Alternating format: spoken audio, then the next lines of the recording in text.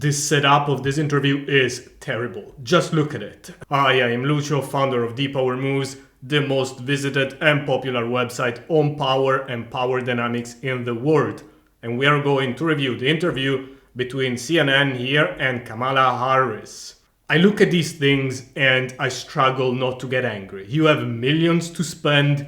All you gotta do as a campaign advisor is to set up your wannabe president to look as good and as powerful as possible, and look how they set up this room.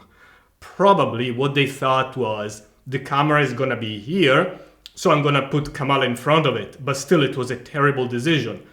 The interview started with the interviewer looking at the vice president, and the president looking at the interviewer. What's the power dynamics here? It looks like he is in charge, and she's the supporter looking at her. Plus, size still matters, even today.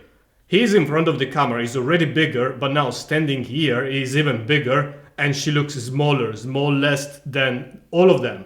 And she's also the one who is most covered by the table. As a matter of fact, she's the only one covered by the table. So at the very least, she should have been sitting here, right in front of the interviewer. That would have helped her to also look a little bit bigger, not to be covered by the table. And then, of course, power strategy 101, give her a higher chair, for Christ's sake. Make her look a little bit bigger. It doesn't hurt. Even if she's a woman, it's less important for a woman to be big in size, but still, it doesn't hurt.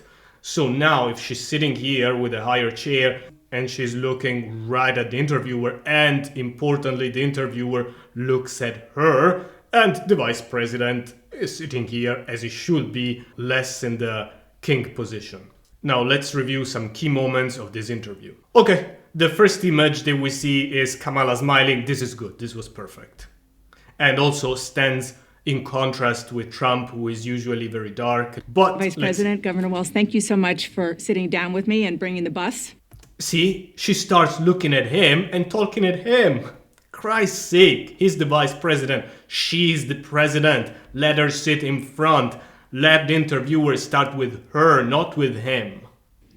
Bus tour is well underway here. Also, a little mistake here. It's a small thing, but it's not really small. It looks small, but subconsciously then, even people who are not aware of power dynamics process it as a big drop in power by her. Let's look at it again, see if you spot it. Much for sitting down with me and bringing the bus. The bus tour is... She didn't have to turn here. Why? Think about it. The interviewer, who is just an interviewer, she's the wannabe president, points at the bus, and then you turn around. You are following her lead when you do that. You don't need to turn around. Is there any reason to turn around? No, then don't turn around. Why do you have to follow her lead? You know your bus very well. You travel with it. Now, she's a very warm person. She's lovely. So, she's doing the warm thing. I'm pretty sure if a higher power person would have been sitting here, they would have not turned. Here is how they could have done it. They say, thank you for taking the bus. They point at it and you don't turn around. You just stand. You just smile. Yeah. This is a great power move you can also use in real life. For example, sometimes people make a joke, you don't like the joke, they expect you to laugh along, and instead you just sit there. Very slight smile. But as if to say, yeah, you tried to crack a joke against me, huh? Without laughing. And then people will realize you're not the type of person to fuck around with. Let's go to the next one. In modern American history. Another little detail, the mouth gaping. You're too overreactive to the interviewer, and look at this, looks a little bit scared, like deer in the headlight, like waiting. What's coming? It's not very high power. You want to stand there with a deadpan face, let her say her thing, whatever she says, just look at her, stand there. Yeah? Okay. Go ahead. That's what should be going on in your head. You're in charge. Do not overreact to what she says. Hope and by optimism. I think sad. See these expressions, these are too sad.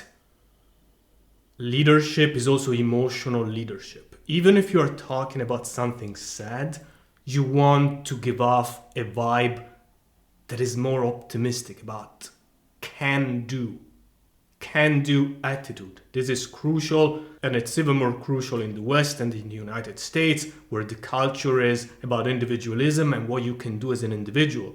Even if you're talking about negative trends, it doesn't mean you have to be negative. As a matter of fact, because you're talking about negative trends, you want to be at least neutral or ideally more optimistic.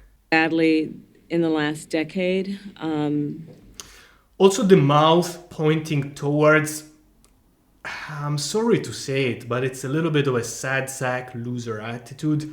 You don't want to have this. Look, I can tell you a very sad thing. Oh yeah, people are struggling to pay the bills. It's tougher because CPI has gone up. See how I say it? You can stay neutral. You don't have to be, oh yeah, the CPI has gone up. People are struggling. Fuck that bullshit. This is a can-do country.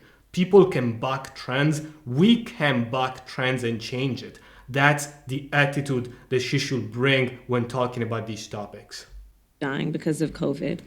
See the eyebrows here pointing towards, again, too sad sack. I understand her because she's a very empathetic woman. She's a good woman. That's a plus for her. You want to lean into it, show it with your body language without all the sad sack loser. For example, she could say, COVID was a very tough time for America. Many of us have lost our dear ones. See how I say it? It's empathetic, but it's not like, yeah, COVID. I can't even do like she does. I would advise her to completely avoid these types of phases and reactions. Now, let's see how she talks about the positives instead. We know that we have inflation at under 3%. A lot of our policies have led to the reality that America recovered faster than any wealthy nation around the world. This is what every body language expert will say, that she's saying something positive, but she does this and no. I don't think it's such an important sign. Actually, some people do know while they mean yes. That does not diminish the message. However, what I wanted to see here was more conviction, more power, a little bit more of happiness. Even more, I wanted to see pride. Look, what America has done, it's fucking unbelievable. You look at the GDP in the latest years, I don't know whether I should be happy that at least one nation is going forward or whether I should be embarrassed for the rest of the world. I am a little bit embarrassed sitting here in Europe and seeing how Europe is lagging behind together with all the rest of the world while America is flying. America is flying. Why are you having this sad sack face? Be proud. America has grown more than any other developed country in the world. We are 70% of the world economy, something like that. Show your pride. Show some power while representing the most powerful country in the world. Embody that power. You embody it. People watching you feel more powerful, more proud to be part of that beautiful story. And they will want to vote for you also more. By the way, guys, if any of this is helpful for you, please put a like, put a comment for the algorithm. It helps us a lot and I will be very thankful to you. And you're gonna grow more powerful watching our videos. And now the last little detail, which as usual is not a detail. Let's see. And I think it would be to the benefit of the American public to have a member of my cabinet who was a Republican. I want to ask you about. Okay, it's interesting that they put the cutout just right there. But have you noticed what happened? So she said her piece, and then she does this. Then silence follows, and she does this again. Why is that such an important moment for power and power dynamics? Because there was silence, and the general principle is powerful people are comfortable sitting with the silence, and the least powerful people, the lower status people, are the ones who feel the social pressure and feel the need to fill in the silences. So the moment that she did this, she was trying to fill in the silences and to invite more words from the interviewer.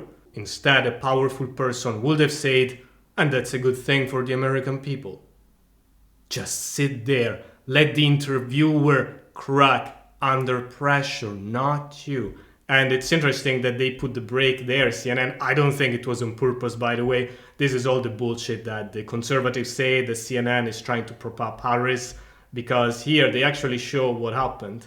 Be to the benefit of the American public to have a member of my cabinet who was a Republican.